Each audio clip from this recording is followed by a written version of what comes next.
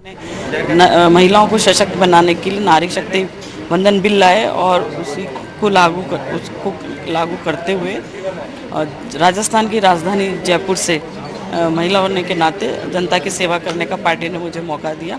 उसके लिए मैं पार्टी का भी बहुत बहुत धन्यवाद और सारे कार्यकर्ताओं ने मेहनत करके जो सफलता हासिल करी है उसके लिए और जयपुर की जनता का सबको बहुत बहुत धन्यवाद और आभार करती हूँ। क्या कुछ प्राथमिकता रहेंगी अब आपकी जीतने के लिए? बिल्कुल, मैं जो हमारे सांसद भाई रामचरण जी बोरा जी के जो काम अधूरे रह गए हैं सांसद के नाते, उन कामों को पूरा करने का, उनके मार्गदर्शन में काम करने का।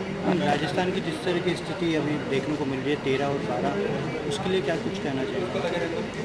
तो विश्लेषण का विषय है, उसको मैं अभी कुछ नहीं कहूँगी।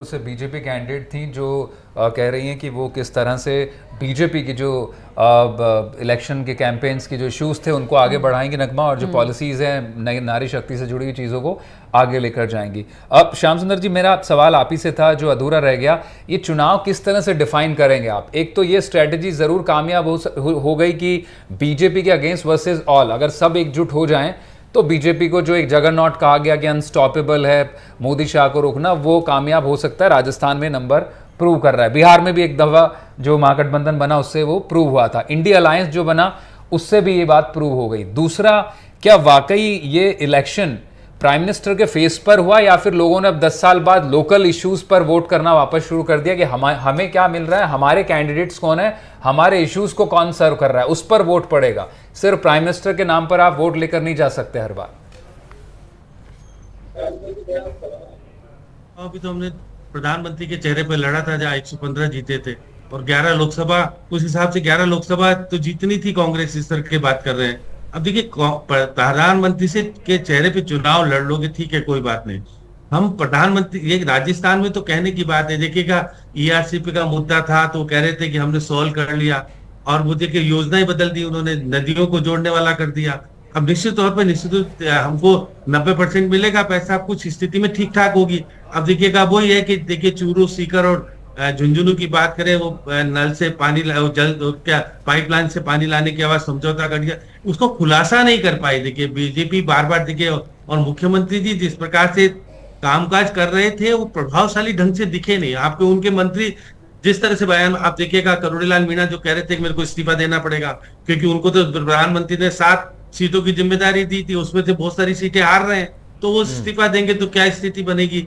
मदन दिलावर जिस प्रकार की बात कर रहे थे कि देखिएगा कि गोविंद सिंह डोटासरा और पूर्व मुख्यमंत्री अशोक गहलोत दोनों को हम रीट के पेपर के मामले में अंदर डालेंगे और तिहाड़ जेल में मैं अरविंद केजरीवाल से मिलेंगे मुलाकात के, इस तरह का जो माहौल बन रहा था उससे निश्चित रूप से देखिए भजनलाल काम करने की स्थिति में के बजाय वो उनको संभाल पाने में ठीक नहीं हो पा रहे थे। इसलिए कह सकता हूं कि आने वाली चुनौती बढ़ सकती है भजनलाल शर्मा के लिए। और जो आप बार बार कहते हैं कि वो हम ये कर रहे हैं वो कर रहे हैं, तो सरकार जिस प्रकार का काम करके दिखाना चाहिए था, कितना दिखा पाई, क्या कर पाई। हाँ, आपने चुनावी दौरे किए, खूब किए, जितने रोड शो किए, बहुत कुछ किए, लेकिन जिस आधार पर आप आगे जाना चाहते थे उस आधार पर चुनाव में जीता पाने में सक्षम क्यों नहीं हो पाए।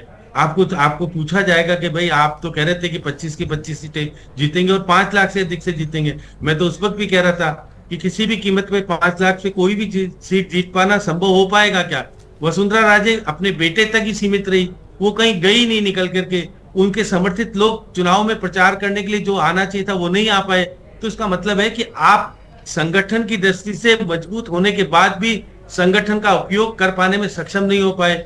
कांग्रेस संगठन की दृष्टि से कमजोर होने के बाद भी वो किस तरह से चुनाव लड़ी। और मैं तो बार बार कह रहा हूं कि जनता चुनाव लड़ी, कांग्रेस तो चुनाव लड़ी नहीं। इस बार बहुत सारे टिकट तो वापस दे दिए गए, ऐन वक्त पे फैसले किए गए। तो ये बात सही है कि जिस प्रकार से अगर फैसले अगर ढंग से किए हुए होते और दोनों नेता मिल गए होते और दोनों एक साथ चुनाव प्रचार करने जाते तो फिजा और बदल सकती थी। वो सभा के प्रधान देखिए, हमारे यहाँ सोनिया गांधी जनप्रतिनिधि बनने के बाद भी अगर स्थिति में सुधार आया तो इसका मतलब क्या है।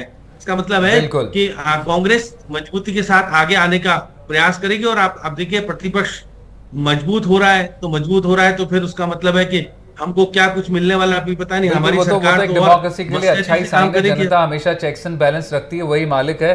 नगमा, हमारे साथ प्रवीण मेवाड़ भी मौजूद हैं। मनीष मेवाड़ कांग्रेस के नेता मौजूद हैं, राजेश चौधरी। मनीष मेवाड़ से आपको सवाल जी लेना चाहें। मनीष जी, जैसा अभी एक बात हो रही थी यहाँ पर कि कांग्रेस तो चुनाव लड़ी नहीं, जनता चुनाव लड़ रही है, यानी कि जनता ने इतना उत्साह और बल दिया है कि इस वक्त एक बहुत अच्छी स्थिति में कांग्रेस नजर आ रही है, राजस्थान में भी और ओवरऑल अगर हम पूरे देश में भी इस वक्त देखें तो। पर राजस्थान में इन तमाम जो खेमे बटे थे कांग्रेस के अंदर में, स्थिति जो है वो हमेशा खींचतान की रही, उसके बावजूद कांग्रेस इस समय अच्छा कर रही है, एक अच्छी बात है आप लोगों के लिए। लेकिन बीजेपी से जो कुछ नाराजगी रही वो आपके काम आ गई? ऐसा नहीं है मैडम, कांग्रेस इस बार पूरी यूनाइटेड तरीके से चुनाव लड़ी थी। कांग्रेस का हर एक कार्यकर्ता स्वाभिमान की लड़ाई के संदर्भ में चुनाव लड़ा था जनता के साथ। जनता ने पूरी तरीके से साथ दिया है। भारतीय जनता पार्टी की जो विगत नवंबर दिसंबर में जो सरकार बनी थी, उस सरकार ने जनता के प्रति कोई उदासीनता थी पूरी तरीके से। उनके मंत्री जनता को मिलते नहीं है, न सचिवालय में जाओ तो वहां नहीं मिलेंगे, बंगले पे जाओ तो वहां नहीं मिलेंगे। मूलभूत सुविधाएं जैसे बिजली, पानी, सड़क, इनके लिए मतलब जनता ने 5-6 महीने तड़पा है सारी चीजें, मतलब देखा नहीं है कि मंत्री का काम कैसा होता है, क्या होता है। सिर्फ तो अभी लेकिन ये रुझान ही है, ज्यादातर रुझान और नतीजों में बदलेंगे, पर इस समय स्थिति जो है वो 13-12 पर अटकी हुई है। अभी इनमें अभी कांग्रेस की स्थिति और मजबूत होगी। आप थोड़ा देर रुकिए, इसको 1-1:30 बजे के लमसम, 2 बजे के लमसम पूरी स्थिति बिल्कुल क्लियर हो जाएगी। कांग्रेस पार्टी सरकार बनाएगी, राजस्थान में अधिक से अधिक सीटें जीतेंगे।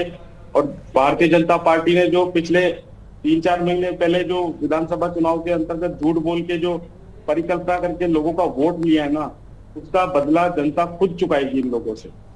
नहीं मनीष जी काफी जो वो मैजिक फिगर है 272 का, उससे आप काफी पीछे हैं। अभी आप बोल रहे हैं सरकार, निश्चित रूप से आप बड़े नेक टू नेक बहुत अच्छी फाइट की आपने राजस्थान में, 12 सीटें लेके आए, जो वाकई में अपने आप में बड़ा एस्टाउंडिंग नंबर है। राजस्थान में अच्छी फाइट है, यूपी में अच्छी